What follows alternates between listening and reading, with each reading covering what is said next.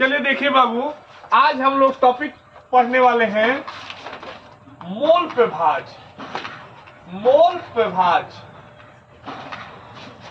मोल पे भाज, mole fraction, mole fraction. ठीक है,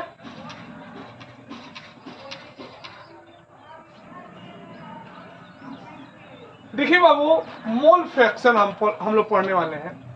ये आपके एग्जाम के लिए बहुत महत्वपूर्ण टॉपिक है। ठीक है ना, सबसे ज्यादा बार अगर कोई क्वेश्चन पूछा गया है तो इसी टॉपिक से पूछा गया है। ठीक है ना, मोल प्रभाज कैसे किसे कहते हैं समझिएगा कि अगर कोई विलयन है, ध्यान दीजिएगा, अगर कोई विलयन है, विलयन कैसे बनता है? विलय और विलायक से।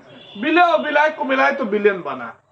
तो कहा जाता है विलयन, मोल प्रभाज किसे कहते हैं कि किसी विलयन में किसी घटक के मोलों की संख्या, वो घटक विलय हो सकता है या विलय हो सकता है या विलायक, किसी घटक के मोलों की संख्या तथा उस विलयन में उपस्थित सभी घटकों के मोलों की संख्याओं का अनुपात क्या कहलाता है? मोल प्रभाज। समझ में आया? अब समझिएगा, मोल प्रभाज अगर मान लिया जाए कि किसी विलयन में विलय के मोलों की संख्या n है, स्मॉल n है, विलय के मोलों की संख्या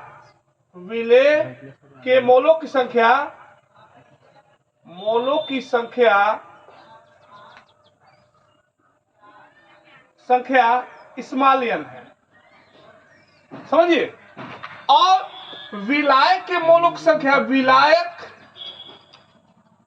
विलायक के मोलों की संख्या is equal to capital N है, कैपिटल N है। देखिए बाबू, तो विलयन का यहां पर अगर कहा जाए कि विलय का मोल प्रभाज, कहा जाए कि विलय का मोल प्रभाज क्या होगा, समझिएगा फॉर्मूला, विलय का मोल प्रभाज। तो अभी आपको डिफिनीशन में बताए कि जिस घटक का मोल प्रभाज पूछा जाए उस घटक के मोलों की संख्या, यानी विलय के मोलों की संख्या, अब बता उस विलयन में उपस्थित सभी घटक कौन कौन?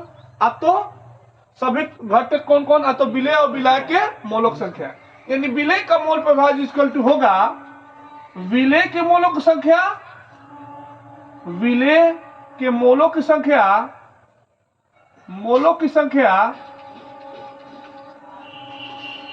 बटा विलय के मोलों की संख्या, विलय के मोलों की संख्या अब प्लस विलायक के मोलों की संख्या, प्लस विलायक के मोलों की संख्या, समझिएगा। अभी हम यहाँ पर विलय के मोलों की संख्या को स्मॉल n माने हैं, यानी स्मॉल n बटा small n plus capital N। अगर उसी विलयन में, ध्यान दीजिए बाबू, उसी विलयन में अगर विलायक का मोल प्रभाज पूछा जाए, विलायक का मोल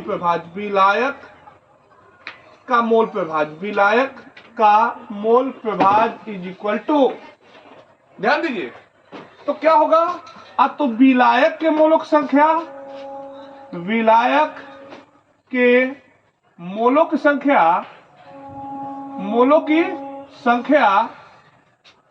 अब बटा विलायक के मोलों की संख्या प्लस विलय के मोलों की संख्या, विलायक के मोलों की संख्या अब प्लस विलय के मोलों की संख्या, प्लस विलय के मोलों की संख्या, विलय के मोलों की संख्या। अब यहां पर देखिएगा, विलायक के मोलों की संख्या क्या है? कैपिटल N, यानी capital N by capital N plus small n। ध्यान दीजिएगा, यानी मोल प्रभाज कहते किसे हैं? अब तो किसी विलयन में किसी घटक का मोल प्रभाज क्या कहलाता है? उस घटक के मोलों की संख्या तथा उस विलयन में उपस्थित सभी घटकों के मोलों की संख्याओं का अनुपात क्या कहलाता है? मोल प्रभाज।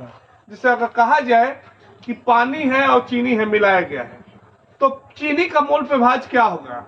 तो चीनी के मोलों की संख्या प्लस पानी के मोलक संख्या, सॉरी चीनी का मोल प्रभाज पूछा जाए तो चीनी के मोलक संख्या बटा चीनी के मोलक संख्या प्लस पानी के मोलक संख्या।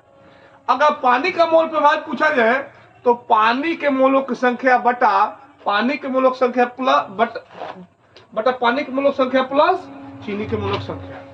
तो ये मोल प्रभाज का फार्मूला है। अब ध्यान दीजिएगा, हम लोग पहले पढ़ चुके हैं कि ये मोलक संख्या है, तो मोलों की संख्या इक्वल टू क्या होता है, तो भाई बटा अणुभार। तो स्मॉल डब्ल्यू मान लीजिए small W by small M, small W by small M plus capital W by capital M. इसको भी ऐसे लिख सकते हैं, capital W by capital M by capital W by capital M plus small W by small M. जहां यहां पर अगर यहां पर कहा जाए, जहां यानी यहां पर ध्यान दीजिए, यहां पर कैपिटल डब्ल्यू क्या है, तो विलायक का भार। कैपिटल डब्ल्यू क्या है, विलायक का भार, विलायक का भार।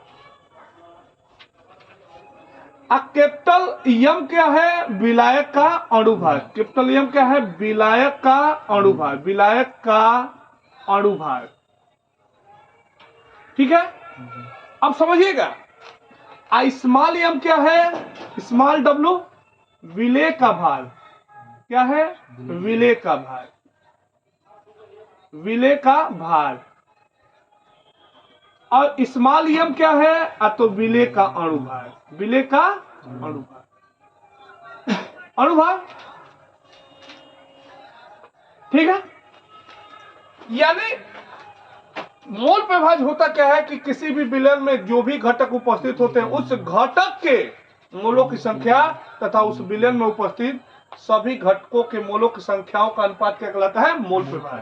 अब समझिएगा, ये जो मोल प्रभाज है, ये जितने भी घटक है, अगर किसी विलयन में जितने भी घटक होते हैं उन सभी घटकों के मोल प्रभाजों का योग एक होता है। क्या होता है, एक। जैसे अगर यहाँ पर निकाला जाए विलेय का मोल प्रभाज प्लस विलायक का मोल प्रभाज, तो इसकी वैल्यू क्या होती है, एक। मोल प्रभाज की अधिकतम वैल्यू क्या होती है, एक। जैसे निकाल लिया जाए, चेक कर लिया जाए सही है कि नहीं। विलेय का मोल प्रभाज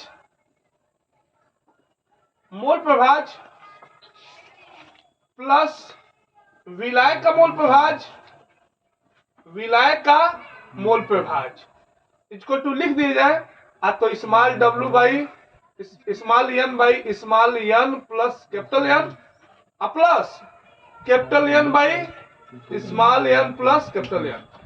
यहां पर small N plus capital N common हो गया, कैपिटल एन कॉमन हो गया, कॉमन हो गया। अब यहाँ वन स्मॉल एन प्लस यहाँ प्लस, यानी मोल प्रभाज यानी सभी घटकों के मोल प्रभाजों का योग क्या होता है, वन होता है। तो ठीक है, तो इसको नोट कीजिए। चलिए देखिए बाबू, अब हम लोग मोल प्रभाज पर दो न्यूमेरिकल लगाते हैं, ठीक है ना। तो देखिए बाबू, पहला क्वेश्चन है कि 900 ग्राम ध्यान दीजिए, 900 ग्राम जल यानी विलायक क्या है, जल है, में एसीटोन 5.8 ग्राम घोला गया है। तो विलयन में जल तथा एसीटोन का मोल प्रभाज ज्ञात कीजिए। यानी जो विलयन बना है उसमें केवल दो घटक है, एक जल है, एक एसीटोन है। तो इसका फार्मूला लिखा जाए, इसको सॉल्व किया जाए। लिखेंगे कैसे, आप तो जल का लिखेंगे, जल का मोल प्रभाज, फार्मूला जल का मोल प्रभाज। ये जो विलयन बना है इसमें केवल दो घटक है, इसमें केवल दो घटक है। मोल प्रभाज, जल का मोल प्रभाज इक्वल टू क्या होगा, जल के मोलों की संख्या, जल के मोलों की संख्या, मोलों की संख्या अब बटा जल के मोलों की संख्या प्लस जल के मोलों की संख्या, मोलों की संख्या अब प्लस एसीटोन के मोलों की संख्या, क्योंकि केवल दो ही घटक इसमें मिलाए गए हैं, एसीटोन के मोलों की संख्या। मोलों की संख्या। ध्यान दीजिएगा, यहां से अगर कहा जाए एसीटोन का मोल प्रभाज, एसीटोन का मोल प्रभाज इक्वल टू, ध्यान दीजिएगा, एसीटोन के मोलों की संख्या, एसीटोन के मोलों की संख्या,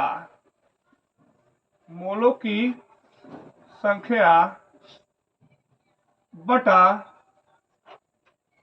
जिसका पूछा जाए उसका घटक के मोलों की संख्या बटा टोटल सभी घटकों, यानी एसीटोन के मोलों की संख्या, एसीटोन के मोलों की संख्या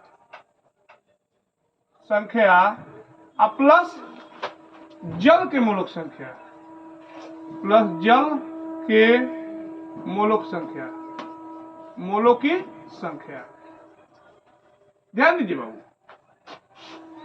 ये फार्मूला हुआ। अब यहां पर जल के मोलों की संख्या और एसीटोन के मोलों की संख्या निकाल लें। तो देखिए बाबू, यहां पर जल के मोलों की संख्या, क्योंकि जल के मोलों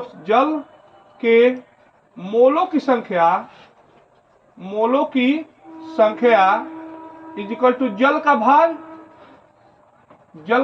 बटा जल का अणुभार। अब जल का फार्मूला होता है H2O। अब ध्यान दीजिएगा, इस क्वेश्चन में जल का भार कितना दिया है, 900 ग्राम।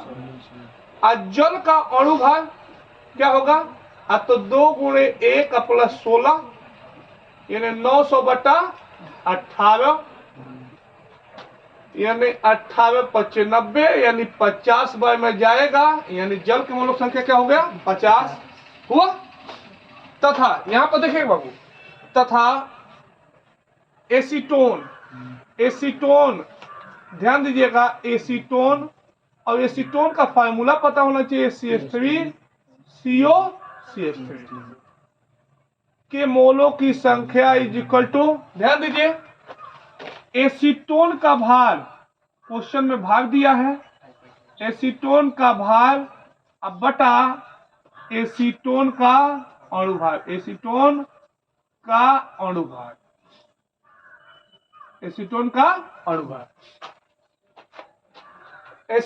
अणुभार। ध्यान दीजिएगा, क्वेश्चन में एसीटोन का भार दिया है 5.8 ग्राम। एसीटोन का अणुभार निकाल लिया जाए, देखिए बाबू, तो C का क्या होता है 12 प्लस 3 इंटू 1 हाइड्रोजन का, प्लस 12 प्लस O का 16 प्लस 12 प्लस 3 इंटू प्लस 1, तो ये हो गया 12 3 15 27 43 55 और 3 58, यानी ये क्या आएगा, तो 5.8/58, यानी इसको भाग देंगे तो 0.1 आएगा। क्या आएगा, 0.1। तो यहां से हम लोग को ये एसीटोन, ये जल के मोलों की संख्या प्राप्त हो गया और एसीटोन के मोलों की संख्या प्राप्त हो गया। तो डायरेक्ट लिख दे, अतः, ध्यान दीजिए बाबू, अतः जल का मोल प्रभाज, ध्यान दीजिए बाबू, डायरेक्ट पुट करें, जल के मोलों की संख्या कितना आया है 50, अब बटा जल के मोलों की संख्या 50 अब प्लस एसीटोन के मोलों की संख्या इक्वल टू 50/50.1। अगर इसको डिवाइड किया जाएगा तो ये लगभग आएगा 0.998, यानी मोल प्रभाज इतना होगा। ध्यान दीजिए, तथा एसीटोन का मोल प्रभाज, ध्यान दीजिएगा, एसीटोन का मोल प्रभाज इक्वल टू एसीटोन के मोलों की संख्या 0.1 अब बाई एसीटोन के मोलों की संख्या अब प्लस जल के मोलों की संख्या equal to 0.1/50.1 is equal to आएगा 0.002, तो ये क्वेश्चन हुआ आपका, ठीक है ना, तो इसको नोट कीजिए। अब हम लोग का अगला क्वेश्चन है, यूरिया के 6% भार से जली विलयन में यूरिया के मोल प्रभाज की गणना कीजिए। ठीक है, तो इस न्यूमेरिकल को हम लोग करते हैं।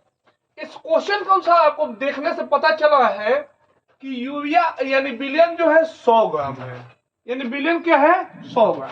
ध्यान दीजिए, विलयन 100 ग्राम है, 100 ग्राम विलयन है, उसमें जो यूरिया है वो कितना 6%, यानी 6% का मतलब 6 ग्राम है। और उसमें तब जल कितना होगा, जल का भार, तो जल का भार होगा 100 माइनस 6 = 94 ग्राम। ठीक है ना, ये आप ध्यान में रखिएगा। ठीक है ना, कहा है कि ये है यूरिया के 6% जलीय विलयन से यूरिया का मोल प्रभाज ज्ञात कीजिए। यानी दो चीज मिलाया गया है, ध्यान दीजिएगा, दो चीज मिलाया गया है, एक यूरिया और एक जल। तो यूरिया का मोल प्रभाज केवल पूछा है तो लिखेंगे सीधे फार्मूला, यूरिया का मोल प्रभाज, ध्यान दीजिए, यूरिया का मोल प्रभाज इज इक्वल टू यूरिया के मोलक संख्या, यूरिया के मोलक संख्या अब बटा यूरिया के मोलक संख्या प्लस जल के, यूरिया के मोलक संख्या प्लस जल के मोलक संख्या, मोलो की संख्या। हो गया, ध्यान दीजिए बाबू, यहां से अब निकाल लीजिए यूरिया के मोलक संख्या इज इक्वल टू, यूरिया का अणुभार क्या होता है बाबू, तो NH2CO NH2, ये फार्मूला होता है। ध्यान दीजिए, यूरिया के मोलक संख्या, मोलो की संख्या, समझिएगा, मोलक संख्या इज इक्वल टू क्या, तो यूरिया का भार अब बटा यूरिया का अणुभार। अब यहां ध्यान दीजिएगा कि यूरिया का भार कितना दिया है 6 ग्राम, 6 अब बटा अणुभार, तो 14 2 16 26 26 और 16 26 और 16 42 42 और 14 56 और 2 58, यानी यूरिया का कितना गया 58। अब इसको भाग दिया जाए 6/58 किया जाए, ध्यान दीजिएगा, सॉरी 60 आना चाहिए ना, 14 2 16 16 और 12 28 28 और 16 44 44 और 14 58 और 2 60, यानी 60/6/60, यानी इसके मोलक संख्या क्या आ जाएगा 0.1। ठीक है, अब जल के मोलक संख्या निकाला जाए, जल के मोलक संख्या, जल H2O के मोलों की संख्या इज इक्वल टू, ध्यान दीजिए, जल का भार बटा जल का अणुभार, जल का अणुभार। अब बाबू यहां पर ध्यान दीजिएगा, जल का भार क्या दिया है, तो जल का भार दिया है, जल का भार 94 ग्राम है। अब भाई जल का अणुभार 18 होता है, 18 × 95.22 22 5.22 मोल आया। अतः ध्यान दीजिए बाबू, अतः यूरिया का मोल प्रभाज